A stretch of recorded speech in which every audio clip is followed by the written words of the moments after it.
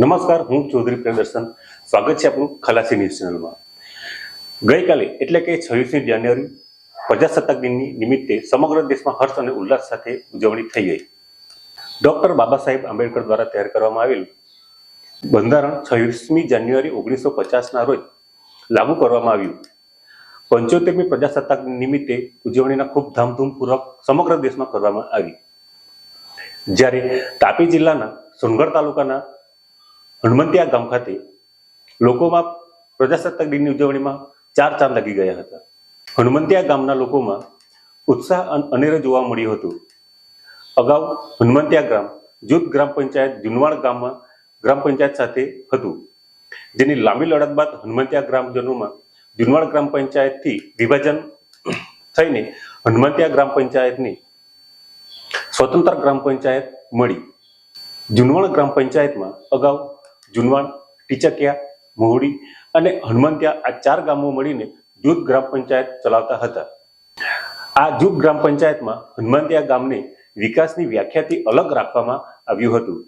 ગામમાં રોડ, રસ્તા, પાણી, આંગણવાડી વગેરે સુવિધાઓથી વંચિત રાખવામાં આવ્યું હતું. જે હવે એમને અલગ ગ્રામ પંચાયત મળી જવાથી બધી જરૂરિયાત પૂરી થશે એવી ગ્રામજનોમાં આશા છે. ગામમાં રસ્તા તો છે પણ રોડ નથી, નળ તો છે પણ જળ નથી. ગામના લોકોમાં અનેક એવી પાયાની જરૂરિયાત માટે લોકો વંચિત રહી ગયા હતા. હવે લાંબા લડત બાદ એમને ગ્રામ પંચાયત અલગ મળી ગઈ હોવાથી તેઓમાં ખૂબ ઉત્સાહ જોવા મળ્યો હતો. એમણે પ્રજાસત્તાક દિનની ઉજવણી ખૂબ ઉત્સાહ અને ઉમંગથી ઉજવી, જેમાં ગ્રામજનો દ્વારા સામૂહિક ભોજનનું આયોજન કરવામાં આવ્યું હતું અને આખા ગામમાં તેમણે નગરયાત્રા ડીજે સાથે કર્યું હતું. જોઈએ ગ્રામજનોનો ઉત્સાહ અને તેઓ શું કહી રહ્યા છે. લઈને જે ગામનું જે ડેવલપમેન્ટ છે તે આગળ ધરવાના છે. તેમાં ત્યાં વડીલોનો સાથ સહકાર પણ છે અને યુવાઓનો સપોર્ટ છે. અને સાથે જે છે વડીલોનું માર્ગદર્શન હેઠળ આગળ અમે આ ગામને વિકસિત કરીશું એ વિઝન છે. અને ઘણા સમયથી અમે આ પંચાયતને અલગ કરવા બાબતે લડી રહેલા હતા, જેમાં અમારા વડીલો ખાસ હતા. એમાંથી ઘણી વખત અમારી ફાઇલ પણ રિજેક્ટ થઈને આવી હતી. એમાં 2 થી 3 વર્ષના કન્ટિન્યુઅસલી પ્રયત્ન કરી રહ્યા હતા. જે વખતે અમારા 2024માં જે છે સ્ટાર્ટિંગ મંથની અંદર અમને સફળતા મળેલી છે. તો અમે ડેફિનેટલી એને ડેવલપમેન્ટની તરફથી આગળ અમે ધરીશું અને વડીલોને સાથે લઈને યુવાઓના સાથ સહકારથી ગામના વિકાસની તરફ અમે આગળ વધાવીશું. મારું નામ સંગીતાબેન મોહનભાઈ હનુમંતિયા ચૌધરી ફળિયામાં મેં રહેતી હતી. અમે અમારા ગામમાં અમારા ફળિયામાં પાણીની સુવિધા નથી. 2 વર્ષથી પાણીનો અમે તલપીએ છીએ, પણ પાણી ટાંકી પણ મુકાયેલી છે, નળ પણ મુકાયેલા છે, બોર પણ કરાવેલા છે, પણ હજુ સુધી નળમાં પાણી નથી આવ્યું. એટલે અત્યારે નવી પંચાયતે છૂટી પડેલી છે. તો નવી પંચાયત મારી નમ્ર વિનંતી કે અમને પાણીની સગવડ કરી આપે. અમારા બાજુ નાના બાળકો છે, આટલે દૂર સુધી આવી શકતા નથી, તો અમારા ફળિયામાં એક બાલવાડી અમને આપે એવી મારી વિનંતી. અમારે ગામમાં આટલા વર્ષે સરપંચ આવ્યા પણ કંઈ નથી કર્યું, એટલે અમે ગામ છૂટું કર્યું. એના પછી બીજો ઉમેદવાર કરવાના છે. ચાલો. મારું નામ કુમુલબેન છે. અમારા આરોગ્ય ખાતા બહુ દૂર પડે છે. આરોગ્ય ખાતું થોડીક નજીક આવે એવી અમને ઈચ્છા છે. કેમ કે અમારું ગામ છૂટું પડ્યું તો હવે અમારે એટલો કોઈ શબ્દ નથી અમારી પાસે કે અમે કોઈ પ્લાન કરી શકીએ. તો જલ્દીથી જલ્દી એવું કંઈક અમને લાભ મળે તો વધારે સારું. અમારું ગામ હનુમંતિયા છે. અમે 6 કિલોમીટર આવતા જતા ચાલીને મુસાફરી કરીએ છીએ. અમારી કોલેજ જવાનો ટાઈમ પણ અમને મોડું થાય છે. અમારા લેક્ચર પણ અમે ભરી શકતા નથી, તેથી અમને બસની જરૂર છે.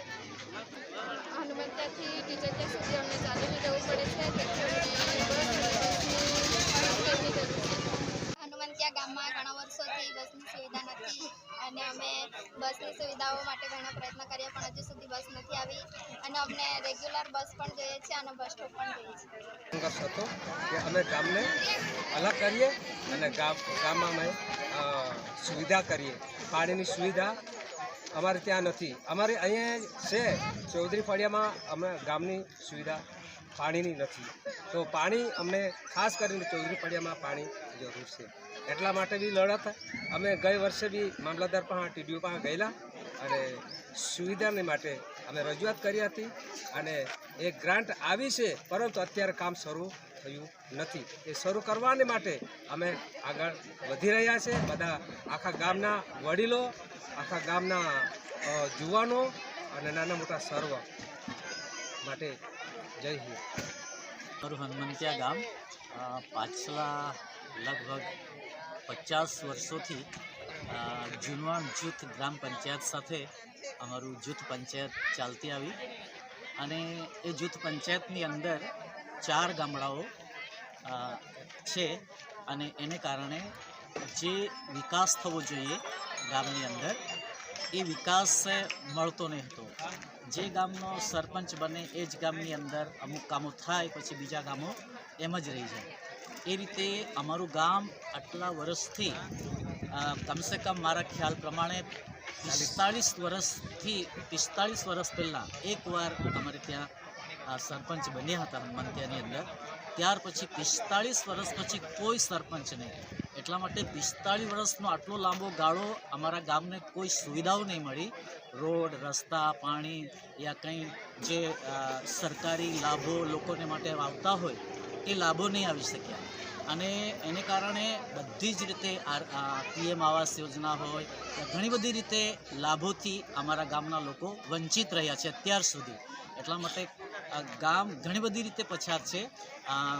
એટલી સુવિધાઓ જે યોજનાઓનો લાભ મળવો જોઈએ ગામના લોકોને એ યોજનાઓનો લાભ હજુ સુધી મળતો નથી અને ઘણી બધી રીતે સુવિધાઓ દાખલા તરીકે અત્યારે ઘણા બધા આજનો જમાનો ભણતરનો જમાનો છે તો અહીંયા લાઇબ્રેરી જોઈએ, કોમ્પ્યુટર ક્લાસીસ જોઈએ, એ બધી સુવિધાઓ અત્યાર સુધી અમારા ગામની અંદર હોવી જોઈતી હતી.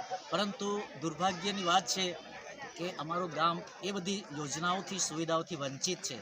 તો હવે અમે આટલા વર્ષો પછી બધાનું સંગઠન કરીને અને મોહનભાઈની આગેવાની હેઠળ અમારા આ ગામને છૂટું કર્યું છે અને એનો ઉદ્દેશ અમે હવે પછી એ રાખીએ છીએ, અમે એ દર્શન રાખીએ છીએ, એ લક્ષ્ય રાખીએ છીએ કે અમે અમારું ગામ જેટલું પછાત છે એને અમે હવે જેમ બને તેમ દરેક રીતે સુવિધાઓથી સજ્જિત કરીને ગામને બહુ ઊંચાઈ ઉપર લઈ જઈએ.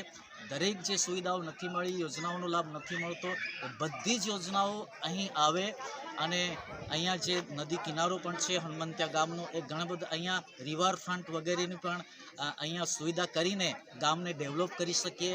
અહીંયા અમે હોડી યા અહીંયા જે કંઈ યાત્રા તરીકેનું યાની એક પ્રવાસનું સ્થળ પણ અમે વિકસાવી શકીએ છીએ. એ રીતે ઘણી બધી રીતે આ ગામને અમે વિકાસ કરી શકીએ. એ અમારા આવનાર દિવસોની અંદર અમારું લક્ષ્ય છે, અમારું વિઝન છે અને એ ઉદ્દેશ્યની સાથે આ નવી પંચાયત જે અમને મળી છે એ અમારું વિઝનની સાથે અમે શરૂ કરવા માગીએ છીએ. Thank you.